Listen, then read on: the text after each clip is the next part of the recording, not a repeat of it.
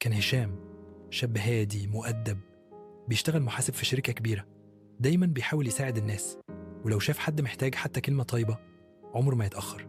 الجيران بيحبوه، زمايله في الشغل بيقولوا عليه الإنسان الطيب اللي على نياته، والكل بيحترمه عشان دايما بيراعي ربنا في كل تصرفاته. لكنه كان متجوز من نسرين، ست شكلها راقي، لسانها حاد، ودايما عايزة كل حاجة تمشي بطريقتها.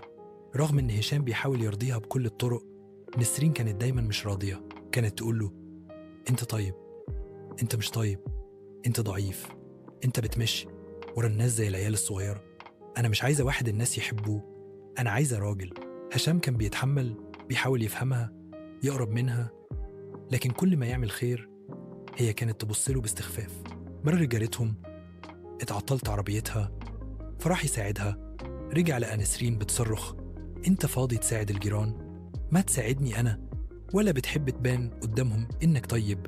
ومرة تانية واحد صاحبهم اتسجن ظلم وهشام حاول يساعده. نسرين قالت له برافو، راجل الناس مش راجل مراته، فين رجولتك معايا؟ وفي يوم نسرين كانت قاعدة مع صاحبتها في البيت وهما بيتكلموا بصوت واطي، وهشام سمع جملة وقفت له قلبه. هشام ده مش راجل، ده عيل كبير طيب. الطيب ده في زماننا اسمه غبي.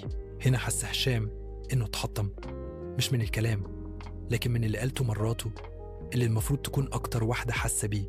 قرر ساعتها يعمل خطوة الكل استغربها. في هدوء كتب ورقة وسابها على السرير. كانت الورقة بتقول أنا آسف إني كنت بحاول أكون طيب، يمكن في زمنك الرجولة شكل تاني، بس أنا مش هغير أخلاقي علشان أرضي مفاهيمك عن الرجولة. وساب البيت.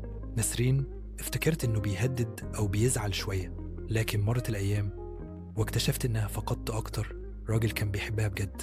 واكتشفت متأخر إن الرجولة مش بالصوت العالي ولا بالتحكم ولا بالقسوة.